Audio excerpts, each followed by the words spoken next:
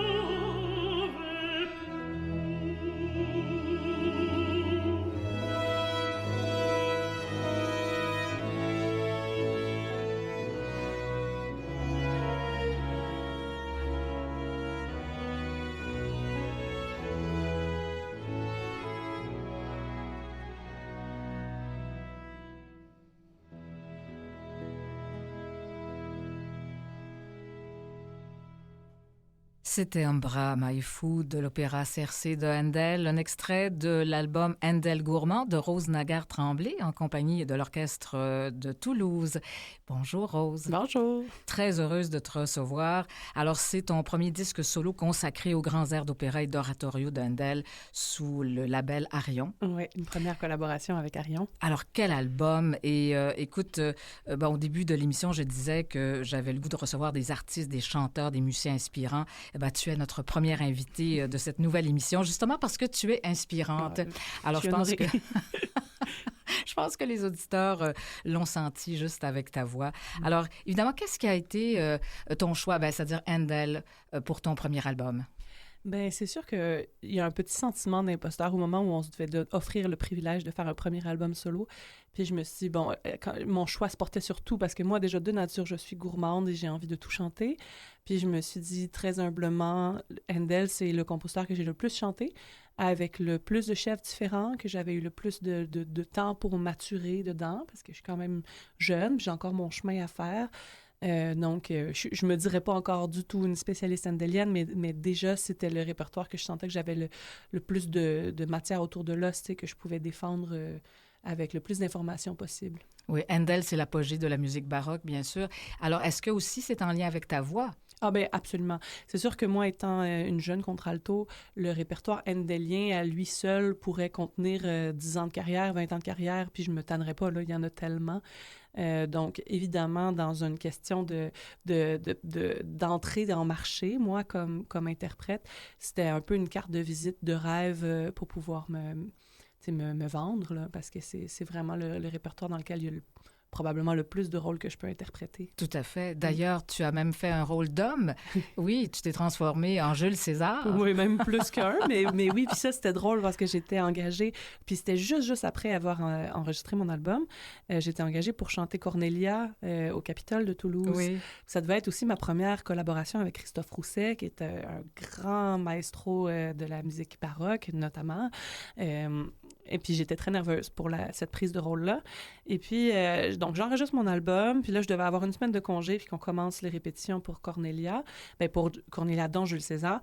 Puis là, je reçois l'appel du directeur artistique Christophe Gristi du Capitole qui me demandait hey, « Toi, est-ce que tu ferais Jules à la place? » Puis là, j'étais comme, bon, ça, c'est une offre qu'on reçoit une fois dans notre vie. Tu sais, c'est à 7 jours d'avis, là. Puis je le connaissais pas. J'avais jamais chanté aucun des airs de Jules César. Je savais, par contre, que ça m'irait bien, notamment parce que je venais juste d'enregistrer l'album, que j'avais toutes les tessitures, toutes les coloratures, les tournants. Tu sais, il y a quand même un langage spécifique à chaque compositeur. Donc, quand tu as le langage dans la voix, dans les cordes, je savais que ça me prendrait pas de temps de le mettre en voix. Puis j'étais comme, OK, ben ma semaine de vacances, ma réponse à Christophe Grissier, c'était, ben, j'avais rien à faire cette semaine. Donc, on va... Donc, allez, on apprend un des plus gros rôles. Oui, tout à fait. Alors, tu l'as fait même en veston-cravate parce que c'était, en fait, c'était actualisé, si on veut, à l'opéra. Oui, tout à fait. Alors, il y a ça, mais bien sûr, tu as fait aussi Carmen. Je dois dire que tu es quand même une personne flamboyante physiquement, tu es très grande et alors tu as une stature. Donc, ça impose aussi un type de rôle en même temps.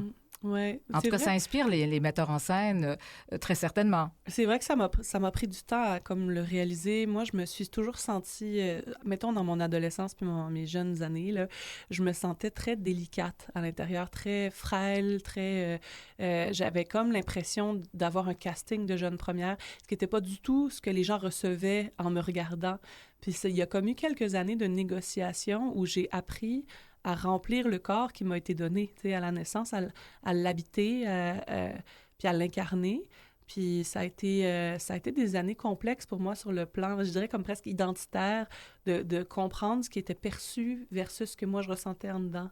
C'est ça, de te définir aussi. Oui. Et en plus, parce que tu as commencé très jeune, hein, la musique, le piano, le chant choral. Ouais. Je pense que tu as fait même le choix d'aller en chant classique. Tu avais quoi, 12 ans? Oui. C'était suite à ma première visite à l'Opéra de Montréal, d'ailleurs, une initiative que j'applaudis, puis qui font encore aujourd'hui, c'est d'ouvrir les générales au public scolaire. Donc, gratuitement, tu sais, ça donne l'occasion à des jeunes de vivre l'opéra pour la première fois, puis de rentrer dans cet espace-là, justement, Wilfrid Pelletier, qui est encore énorme, puis j'assistais à La Flûte enchantée, donc c'est une grande production, un grand déploiement. Ça répondait à ce besoin que j'avais de me sentir petite, en fait, parce que moi, en dedans, je me sentais encore très petite, même si je mesurais déjà presque 6 pieds à 12 ans. Puis c'était comme cette réponse-là où j'avais besoin, moi, d'appartenir à un monde gigantesque pour trouver ma place, tu sais. Puis l'opéra, ça m'a vraiment fait cet effet-là dès la première production à laquelle j'ai assisté. Puis je voulais tout faire, tu sais. Enfant, je jouais du piano, mais je faisais de la danse, je dessinais, je faisais tout, là. Tout m'intéressait. J'étais vraiment avide d'expression créative. Puis en arrivant à l'opéra, j'ai vu mais tous les arts existent ici au sein même d'une expression collective. Oui. Puis ça m'a beaucoup l'intérêt parlé. pour le théâtre, donc effectivement, ça t'a parlé. Alors oui, tu as du talent aussi pour tout. Ça, c'est bien en même temps. Ben, ça se cultive. C'est pas vrai que j'ai du talent dans tout, mais ça se cultive. Mais parce qu'on sait aussi que non seulement tu fais du chant lyrique, enfin, tu fais de l'opéra et tout, mais tu composes en même temps des pièces. Alors, tu as même accompagné Robert Charlebois sur scène, alors pour Robert Charlebois Symphonique avec l'OSM. C'est pas fini parce qu'on va refaire des concerts ensemble. Oui, il m'a invité à refaire ces concerts Charlebois-Scope qu'on va faire autour du jour de l'an cette année, donc à surveiller dans les salles. Là, ça va vraiment être son show rock à lui. OK. Puis c'est ça va être à Montréal et à Québec. Oh, c'est merveilleux. Alors, c'est ça, tu te moules facilement et donc avec tes propres compositions, bien sûr. Et écoute, là, je vais dire au public qu'on a un peu triché aujourd'hui en ce sens qu'on enregistre l'émission parce que au moment où l'émission est diffusée, eh bien, tu es nouvellement maman, si on peut dire.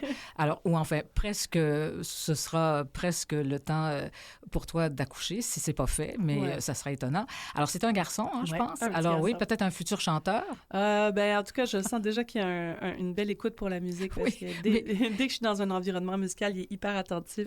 Il bouge en plus, il est au cœur même de ton instrument, de ton corps, de ta caisse de résonance, de ta voix. Enfin, c'est quelque chose quand même. Hein? J'imagine que ça doit être sûrement très particulier d'avoir une maman chanteuse comme ça quand on est dans le ventre de sa maman. Alors, écoute, tu as fait évidemment tes débuts là, à l'opéra à l'étranger parce que aussi rapidement, c'est-à-dire tu suis des cours, bien sûr, et tu vas suivre des cours aussi à distance avec, je pense, des gens qui sont devenus des mentors. Et d'ailleurs, ça me donne l'occasion de te souhaiter mes condoléances parce que tu viens de perdre quelqu'un de très important pour toi qui a été une mentor et qui malheureusement est décédé tout récemment. Alors, évidemment, ça prend des gens comme ça qui ont fait la différence dans ta vie, qui t'ont fait rencontrer aussi de belles personnes. Et donc, autour de 2021, tu commences à l'opéra à Sofia? Oui. Alors là, déjà, c'est un premier engagement. Et c'est qui? Enfin, quel est ton rôle? C'est Carmen. Oui, mais c'est drôle parce que ça aussi, c'est une histoire de remplacement de dernière minute parce que je devais chanter Mercedes sur cette production-là et la Carmen s'est désistée. Et en fait, j'avais pas pensé à ça en vous racontant Jules César tout à l'heure, mais finalement, c'est un peu la même situation.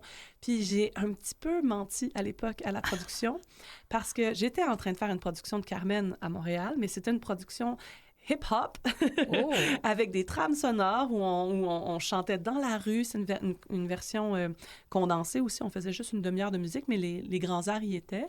Et puis quand ils m'ont dit que la Carmen s'était désistée, j'ai tout de suite répondu « Ah, je suis en train de le faire à Montréal.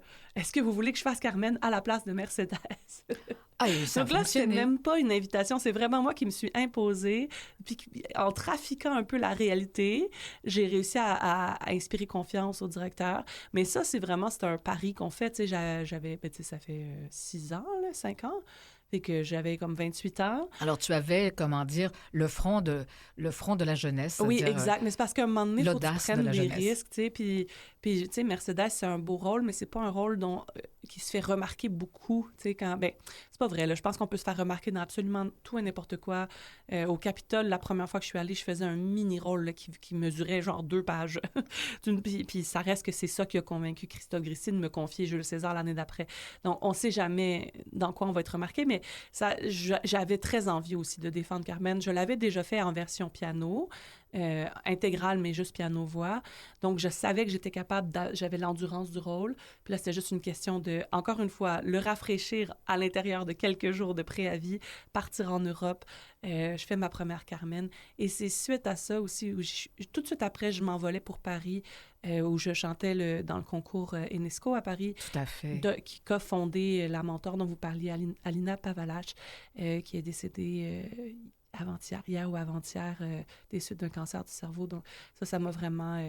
ça m'a Alors, bouleversée. au moment où on enregistre l'émission, vous êtes déjà bouleversé par ce départ, bien sûr.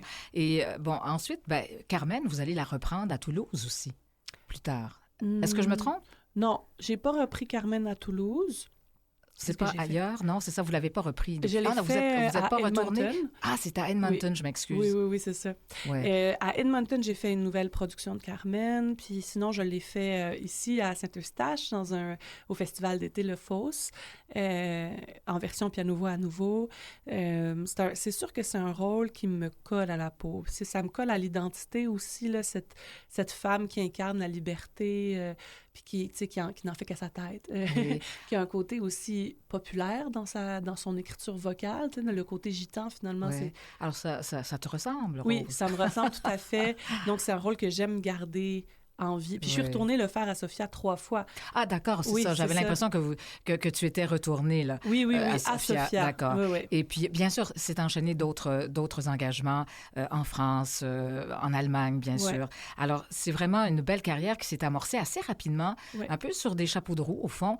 Alors, et puis ici, ça continue également. Il y a des engagements de toutes sortes. Mais comment, là, évidemment, tu es au moment, comme je le disais, où l'émission est diffusée, tu es nouvellement maman. Comment tu envisages la suite des choses? D'ailleurs, il va y avoir une pause cet été, mais tu disais que c'est quand même pas une longue pause. Là. Non, je prends l'espèce de 6 semaines obligatoire là, sur le plan médical pour se remettre d'un accouchement, ce qui est recommandé, disons, sur le plan médical. Mais après, je vais tout de suite en studio pour un enregistrement. Puis ensuite, j'ai déjà un concert cet été que je suis pas sûre que j'ai le droit d'annoncer, fait que je vais me taire. Mais vous surveillerez les programmations estivales à Montréal, mettons. Puis après ça, c'est plein feu. Là. C'est vraiment une saison pleine. Ceci dit, c'est une saison qui a l'avantage d'être presque entièrement à la maison. Ah, d'accord. Donc, je fais des productions à l'Opéra de Montréal, à l'Opéra de Québec, avec l'OSM, avec l'Orchestre classique. Je ne veux pas l'oublier, avec Imuzici. Puis ensuite, je vais un petit peu dans l'Ouest du Canada aussi, à Vancouver, à Winnipeg. Donc, ça va y aller, là. On s'envole en famille. C'est ça, conciliation travail-famille. Donc, le conjoint est prêt à s'envoler avec toi. J'ai la grande chance d'avoir un conjoint extrêmement généreux, extrêmement engagé dans ce que je fais musicalement, artistiquement. Lui aussi, quand il travaille en informatique, donc il peut continuer à travailler sur la route. Mais cette année, il sait que je veux pas perdre l'élan. C'est toujours l'enjeu, c'est qu'on arrive disons, à l'accomplissement de comme 20 ans d'efforts, de mise en... Tu sais, si on se dit, là, moi, je suis tombée enceinte à 33 ans, donc ça faisait 20 ans que j'avais décidé que je me dédiais à avoir une carrière lyrique, puis ça faisait peut-être 2 ans que ça avait fonctionné, que j'étais à temps plein, là, que j'étais vraiment sur la route à l'international à m'accomplir, à réaliser mon rêve.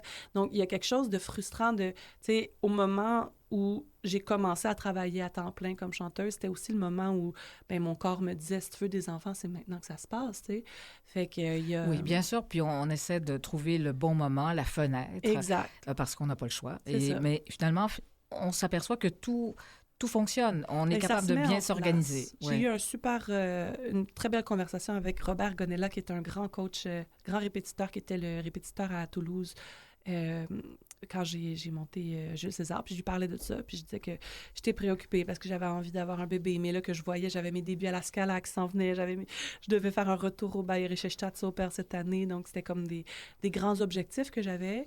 Puis il m'a dit, tu sais, à un moment donné, si tu continues à travailler fort, puis que la chance continue de ton côté, ce qui a l'air d'être le cas, les offres vont devenir juste de plus en plus difficiles à refuser. Donc si tu veux une famille, fais-la. Fais-la, puis du reste, la vie va se tricoter autour, tu sais. Oui, c'est tout à fait vrai. On a dit bien de belles choses sur vous, bien sûr, et de l'album aussi. Contralto, affirmé, la jeune interprète déploie une voix large au timbre ténébreux, voire pénétrant, une artiste qui assume pleinement les codes, la virtuosité et la rhétorique du répertoire baroque et classique. Alors, vraiment, et France Musique dit une contralto canadienne, retenez bien son nom, le timbre est magnifique, il y a de la puissance, du souffle, de l'émotion, une superbe voix nouvelle. Alors ça fait finalement une belle carrière, tant ici qu'à l'étranger, inévitablement. Et là, il y a d'autres projets, j'imagine. Oui, c'est ça, peut-être qu'on peut en parler. Est-ce qu'il y a des rôles vraiment auxquels tu voudrais t'attaquer, là? Oui, moi, ça fait un petit bout que je sens que je suis prête pour Dalila. Ah, ouais. Maintenant que tu as l'audace, oui. que tu es capable d'imposer des rôles. Oui, c'est ça. Non, puis je le dis, je le répète souvent, même sur les réseaux sociaux, à chaque fois que je croise quelqu'un, je leur dis, bon, quand est-ce qu'on fait Dalila ensemble? Je veux dire, les gens le savent, là, que je l'attends, fait que je me dis qu'elle va finir par arriver au revers, là. Mais de toute façon, c'est un rôle que, à un moment donné, c'est comme Carmen. Quand tu t'affiches, puis que tu l'incarnes, puis que ça fonctionne, bien, c'est un rôle que tu peux chanter toute ta carrière. Donc, je suis pas si pressée que ça. Je me dis, à un moment donné, je vais la défendre, puis il en pleuvra des Dalila. Après, c'est pas un opéra qui est monté si souvent que ça. Ouais, c'est vrai. Donc, je pense que c'est pour ça que je l'attends un petit peu. Mais alors, tu es encore dans la jeune trentaine. Oui, c'est ça. J'ai encore le temps. Oui, exactement. Évidemment, on parle de toi comme la nouvelle diva québécoise, mais en fait, tu n'as rien de la diva inaccessible, ça, c'est évident. Alors, c'est sûr que les études, la formation, les concours aussi, ça, c'est déterminant dans une vie d'artiste, de chanteuse. Oui, je pense que le gros coup de chance qu'il y a eu sur mon parcours, c'est le timing des opportunités qui m'ont été données. Tu sais, je disais tout à l'heure, j'ai fait le concours UNESCO. Le concours UNESCO m'a permis de signer avec une première agence en France. Puis c'est suite à cette signature-là que les contrats ont commencé à rentrer en Europe. Au Canada, juste après, j'ai remporté le concours de l'OSM. Tout à fait. L'OSM, c'est quand même une de nos grandes institutions nationales. Donc, quand tu chantes avec l'OSM, bien, ça attire l'attention de tous les autres orchestres. Donc là, j'ai commencé à avoir une belle notoriété de concertiste aussi, de soliste de concert. Après ça, il y a eu la bourse de carrière Fernand Lindsay qui est arrivée juste après, en même temps que j'ai été nommée Révélation Radio-Canada. Donc là, ça m'a donné tout d'un coup de la visibilité et des moyens. Puis ça, c'est vraiment quelque chose à nommer. La bourse de carrière, c'est une bourse de 50 000 quand même, qui a été dépensée en à peu près 2 ans. Donc, la coordinatrice m'a dit que j'étais la récipiendaire qui a dépensé sa bourse le plus vite. Mais en même temps, c'est parce que j'avais les occasions. Et oui, tu étais très occupée, ouais. Alors forcément. Et bon, tu as été artiste en résidence à l'Atelier lyrique de l'Opéra de Montréal de 2017 à 2020. C'est quand même toute une formation. Ouais. C'est la crème de la relève, oui, absolument. Ça vraiment, ils te prennent où est-ce que tu es, puis c'est vraiment, c'est un incubateur, là, ça va extrêmement vite. Moi, c'est à l'atelier que j'ai aussi affirmé mon désir d'être librettiste, de composer, d'être impliquée dans la création de ce que je chantais. Ils m'ont donné l'occasion de terminer comme projet de graduation. Disons, mon dernier projet, ça a été la création d'un cycle qui s'appelle Healing, que j'ai écrit, mais que j'ai aussi co-composé avec Éric Champagne. Un grand compositeur de chez nous. Oui, puis là, je suis très heureuse de vous partager que cette année, on reprend l'œuvre, mais en version orchestrée pour orchestre à cordes avec Imuzici. Donc là, ça, c'est vraiment un rêve qui s'accomplit parce que c'est de pouvoir chanter ce qu'on a écrit ensemble à grand déploiement, que ça existe sur scène. Déjà, il y a quelques interprètes qui l'ont repris. Je sais que ça m'a fait un grand plaisir en contexte universitaire, puis en récital. Puis là, il va exister en format arrangé pour orchestre. C'est bien. Ça me fait très plaisir. Ah, c'est merveilleux. Alors, évidemment, tu as travaillé avec les Yannick Nézet-Séguin, Raphaël Paillari, enfin, les gens que l'on connaît bien ici. Et ton album est disponible en ligne, bien sûr. Alors, c'est ça, et on écoutera plus attentivement, bien sûr. On va en écouter un autre extrait tantôt. Alors, merci, Rose, d'être venue, d'avoir été notre première invitée. Alors, on a cassé la glace ensemble. Merci infiniment. Merci, et puis, bonne suite avec tous les projets qui s'en viennent dès l'automne. Et puis, bonne suite aussi avec le nouveau bébé. Alors, merci encore à toi. Bon succès. Merci. Au revoir.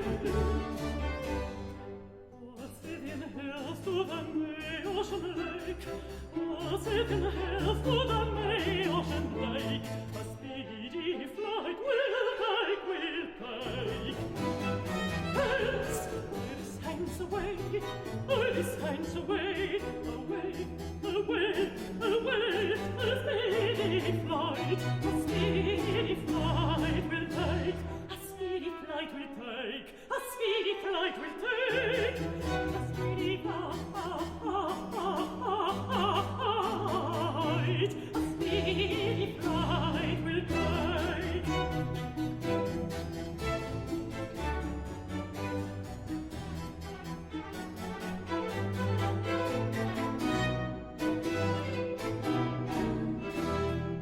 Avant de se quitter aujourd'hui, on va faire la rencontre de Béatrice Cadrin, qui est la rédactrice en chef de la plateforme ou du média numérique, si on veut, Ludwig van Montréal. Alors, bonjour Béatrice. Bonjour Chantal. Et tu seras une de nos collaboratrices durant l'émission, enfin, à ta guise. Tu viendras comme bon te semble, parce que je sais que tu es très occupée, bien sûr. Alors, tu vas collaborer à l'émission, tu vas nous faire tes suggestions de concerts, d'événements, enfin. Et alors, c'est ça, tu vas être là pour parler notamment cet été des festivals, entre autres. Effectivement, les festivals de musique qui ont lieu pendant l'été, il y en a toujours énormément à Montréal, autour de Montréal, puis dans toute la province. Et puis, ça va me faire grand plaisir de venir faire mes suggestions puis de parler de tout ça. Oui, c'est quelque chose qui t'occupe énormément parce que tu tiens vraiment le calendrier à jour et avec des entrevues et tout. Alors, tu dois toi-même aussi aller assister à plein de concerts. Oui, effectivement. J'essaie de m'en tenir à un pendant les jours de semaine puis un la fin de semaine, mais je t'avoue que c'est très rarement ça. Oui, c'est ça. Puis là, bien, évidemment, il y a des festivals qui ont déjà commencé. Le Festival Classica qui partait le bal au mois de mai jusqu'au 14 juin. Il y a le Festival Montréal Baroque aussi qui est derrière nous. Et là, c'est le Festival de la Naudière qui va commencer, là, qui prend son envol. Oui, le grand Festival de la Naudière à l'amphithéâtre Fernand Lindsay, qui est toujours une expérience agréable. Ah oui, absolument. C'est tellement beau, cet amphithéâtre et puis toute la nature environnante. Il y a le Festival du Domaine Forget aussi dans la belle région de Charlevoix. Également un très beau site. Évidemment, c'est beaucoup plus loin à partir de Montréal ou même de Québec. C'est une bonne expédition, mais ça vaut la peine. Mais ça vaut la peine. Ça aussi, c'est un site incroyable. Quand on est touriste, là, quand on se balade, c'est vraiment magnifique. Et il y a le Festival Orphan Music qui commençait le 10 juin dernier. Alors ça, c'est pour tout l'été. Et on célèbre un anniversaire cette année. Effectivement, le Festival Orphan Music célèbre ses 75 ans cet été. Hey, quelque chose. Alors, c'est ça. Donc, les concerts dans les parcs aussi. Et effectivement, puis, beaucoup de concerts dans les parcs. Alors, ceux qui sortent pas nécessairement de l'île de Montréal, qui n'ont pas l'opportunité ou qui cherchent quelque chose plus proche de la maison. Il y a les concerts de la Chine, il y a l'Institut canadien d'art vocal, il y a les concerts de l'Orchestre métropolitain présente quelques concerts dans des parcs, l'Orchestre symphonique de Montréal également, puis évidemment sa grande virée classique au mois d'août. Tout à fait. Alors vraiment beaucoup d'actions cet été, c'est sûr, c'est foisonnant. Alors et quand je pense que tu seras là pour nous parler évidemment de certains concerts auxquels tu auras assisté aussi. En fait, en partie. Et puis, écoute, merci beaucoup de ta présence aujourd'hui, même si ça a été court, mais on va se reprendre parce que on va se faire quand même une émission pas complète, mais presque. On va parler de toi de façon beaucoup plus exhaustive, façon de parler de toutes tes activités. Merci beaucoup, Béatrice. Merci de l'invitation, Chantal.